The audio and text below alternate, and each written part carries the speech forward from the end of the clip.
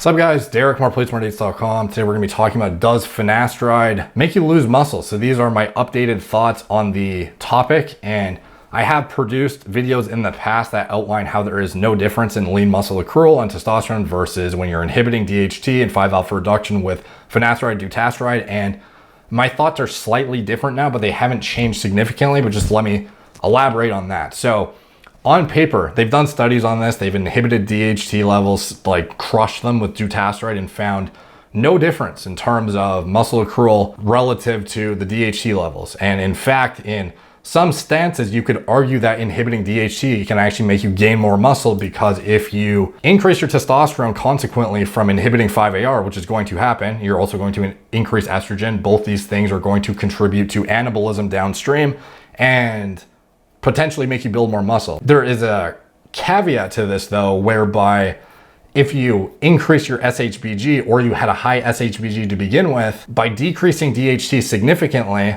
you have to consider this. DHT has a 5 times higher binding affinity for SHBG than testosterone, and testosterone has a higher affinity than estrogen.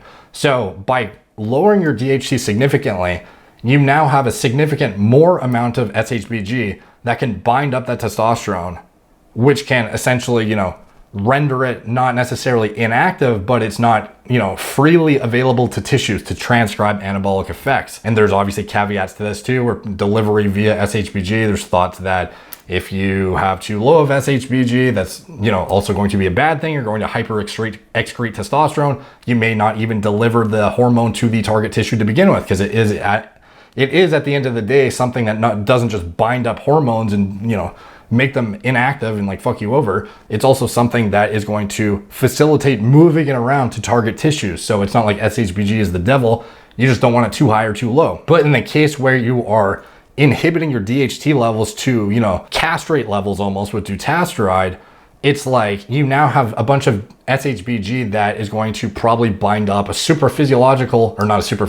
like a higher than normal amount of test, perhaps lowering your free test, even despite on paper increasing your total test by 15 to 22%. And on top of that, first of all, this is going to be dependent on your existing hormone profile prior to inhibiting DHT though, which would also be something you'd have to evaluate via blood work first. And a lot of people are going to say, oh, like it's an endocrine hormone, it doesn't matter, because with the tissue levels is what matters. At the end of the day, stuff that is transported around your total test is what is going to determine how much is essentially going to be available, not bound to SHBG and albumin and whatnot, to be even go around to the target tissues. It doesn't matter if it's an endocrine or a paracrine hormone. These things are still, blood work is still useful to reference where you stand in certain aspects relative to other hormones. So if you crush your DHT levels and you had a high SHBG to begin with, you can imagine this could put you in a pretty compromised position muscle-wise, because now you have, despite a subsequent increase in your T, you probably have a lot more being bound up. And on top of that, DHT drives neurological function significantly. If you've seen my chart on the anabolic steroid family tree, you've probably seen how certain anabolics are, can be leveraged in different aspects to enhance sport performance in certain sports, relative to others, and how, the choice of anabolic agents largely should boil down to what the purpose is specifically for them, not necessarily just, oh, I heard this one is the best one, or this one builds the most muscle, or whatever. And things that are, DHT, the more androgenic hormones, are largely going to drive neurology, and they're going to enhance mind-muscle connection and enhance high levels of force production with a lack of enhanced body weight. So this is why guys will use heavily androgenic agents, pre-workout or before powerlifting meets and stuff like that, driving that aggression and like really snappy, like the psychoactive effects in the brain and the impact that has on like explosive strength. That can have a significant impact too on how much weight you can lift in the gym. And that in turn downstream is going to have an effect on how much muscle you gain. If you're not increasing your weights in the gym as much because you don't have the ability to fucking snap the weights up, because the connection from your brain to your muscles is not as, enhanced as it would otherwise be. Maybe on paper, decreasing DHT doesn't decrease muscle, and downstream not improving, progressive overload and increasing the weights you're using as much is going to inhibit long-term potential in terms of muscle growth. So in general, I think the likelihood is low that it's going to impact muscle in a negative way. I do think that if you're like a power lifter, it's probably more deleterious to your strength outcomes than your actual muscle accrual, which downstream could impact your muscle accrual. But at the end of the day, I think it is largely going to boil down to your pre-existing hormone profile. Like if you had a low SHBG to begin with and you took out DHT or you crushed your DHT significantly, how much is that really going to affect you when you increase your T? For all you know, you might get improved outcomes anabolic wise. And even when you look at, like, a good example of the opposite is when you look to male pseudohermaphrodites who have 5-alpha reductase gene mutations who can't produce DHT, they're often more muscular than their brothers who don't have this mutation, just from the consequent increase in testosterone. And so there's like two ways this could go, but ultimately in the data, it shows the likelihood is that you're going to fall somewhere in the middle where it has no net effect on your outcomes in any significant aspect. So that is the likelihood, that is the likely scenario, but there's still a chance that you could end up in a position where you indirectly impact muscle growth in some capacity. And it could be positive or negative, and that is sort of my stance on it. And I don't think any study is gonna evaluate that directly, but I think logically it's easy to see how this would be concluded.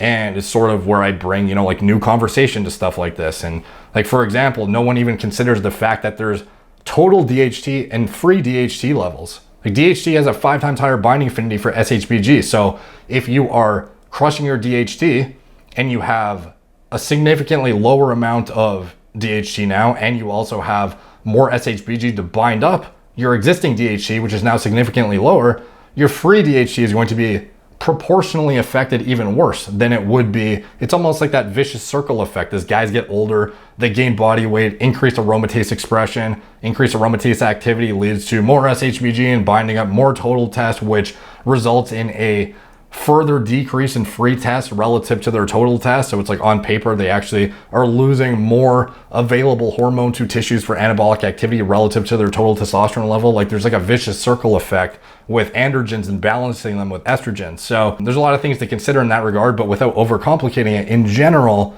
like it would be wise to get blood work, of course, prior to using finasteride. I'm going to do a video at some point. Perhaps it might have been posted before this, it might be posted after this, on exactly what labs to get to evaluate your hormone profile prior to starting, and see if whichever outcome might be a likely scenario for you, or if you're likely to encounter side effects to begin with before starting it.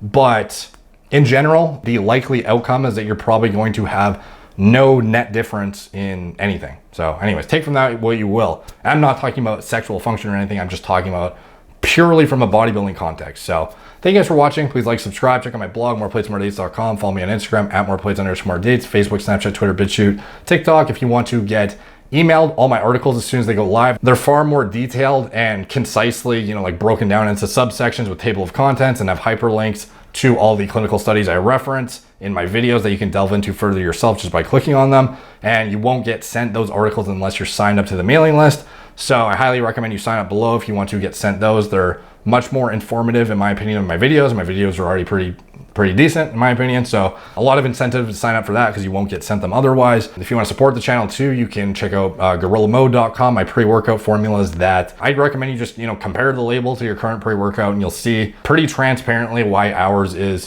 gaining steam in this industry and is, a industry leader, in my opinion, with my own concoctions and my own formulations that I use personally, and used to, mix raw powders in order to develop it. Now I actually have a turnkey version of it with, upwards of 10 grams of citrulline, 4 grams glycer pump, significantly higher dosages than you're going to see in any pre-workout on the market. So I highly recommend you check those out, as well as my turnkey nootropic formulas for cognitive enhancement.